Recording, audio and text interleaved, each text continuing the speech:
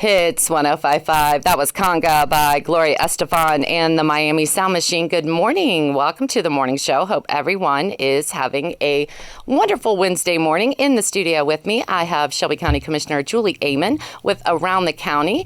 Good morning. Good morning. How are you? I'm doing well. How are you? You brought the sunshine. Yeah, I'll take credit for that. Yeah, you will. I'll take credit for that. So happy morning. And in the background, my fellow commissioners, Tony and Bob, are here too. So they're going to get on in a couple minutes and talk. But first, I'm going to talk about healthy aging grants. And I was in some time ago when we had the application kind of portal open on who we wanted to allocate this money to. And this is money that came to us from the state government. And Shelby County received an allocation of $199,000.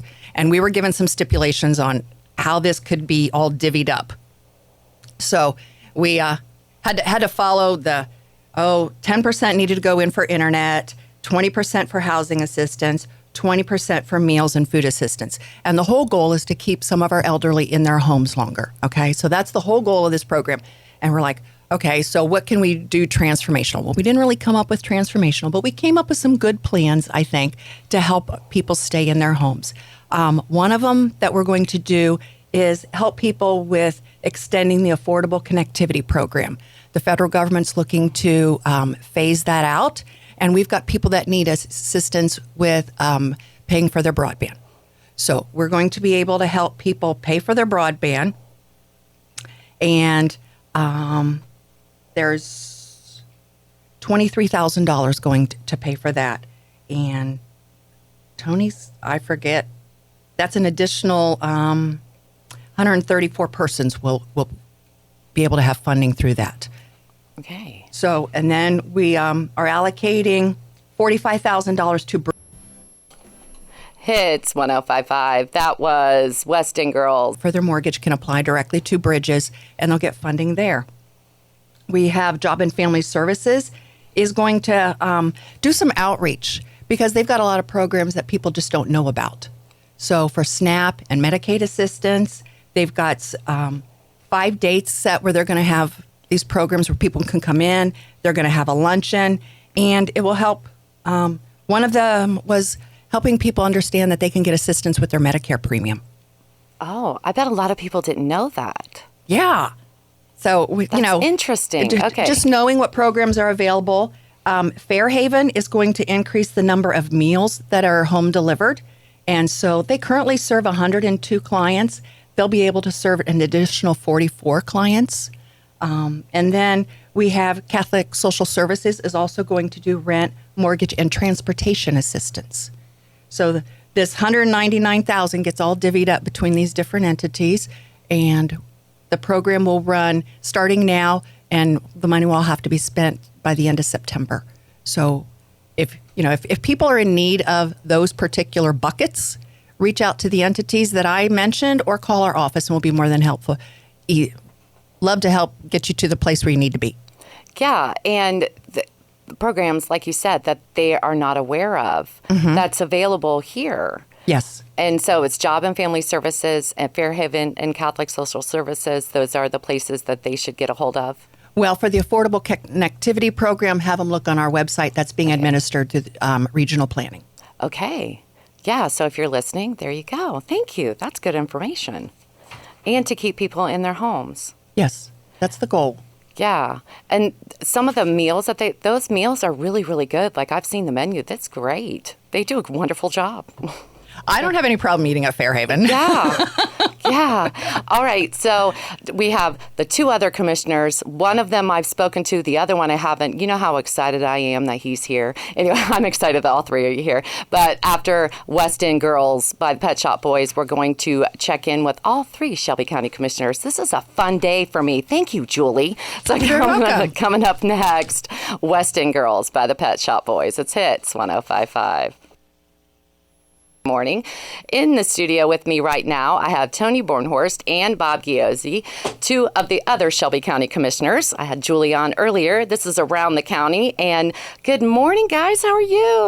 Morning, Tracey. How are you doing? I'm doing good. So you guys are getting ready to go someplace. You want to let everybody know what you're doing today, what our Shelby County commissioners are doing today for us. Well, the three of us are headed over to Columbus, and we're going to talk to our one representative and two senators, talk about our rural needs and other county items, but also talk about some things that we really do well here in Shelby County as far as workforce development, and also keep working on that child care concern here, that we can get more people into the workforce.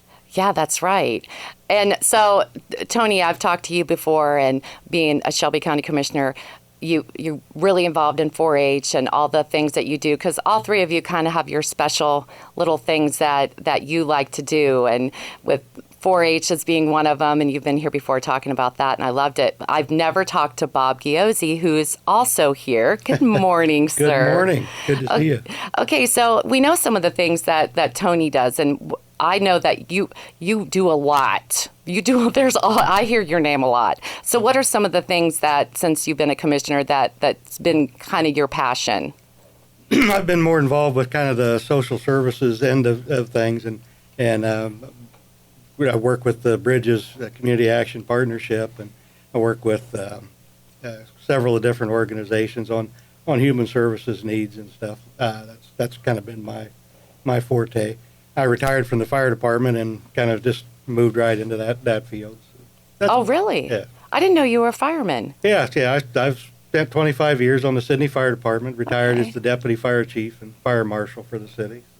Yeah, and so that made it good going into being a commissioner, because you could see some of the needs and people in the county and the city, and that made a great run. Now, how long have you been commissioner? I'm on my 12th year. Tony and I came in the same time, and we're both getting ready to retire here at the same time. So we're in our last term, and big election night last night. So congratulations to the winners of the two seats, and hopefully everything works out well for Shelby County. We got two good guys coming in. Yeah. So what I'm going to ask you, and then I'll ask Tony. So any advice you want to give the incoming commissioners? Always keep your door open and your mind open as well. You need to be able to listen to the people, and you may not be able to give them the answers that they want to hear, but they want you to be honest with them, and they want you to be open, and I think that's the big thing. Keep that door open and keep your mind open, and listen to people's concerns. Yeah, that's right. That's awesome. Thank you. And how about you, Tony? Well, ditto. My father always said you got 2 ears and only one mouth. Use them accordingly. I'm probably not very good at that once in a while on there, but that's one thing I think the three of us done a great job of being out in the county and getting around folks, and hopefully they express their concerns. And as we always talk about, the meeting after the meeting is probably really important, and so that really holds true too. So just don't run out the door.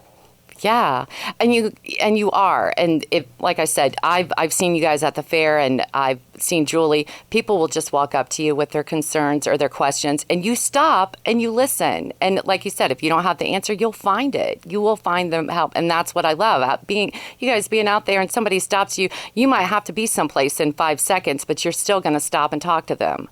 And that's what made it work. And all three of you, I think you guys did a great job together. So, well, thank you. Yeah. Thank you.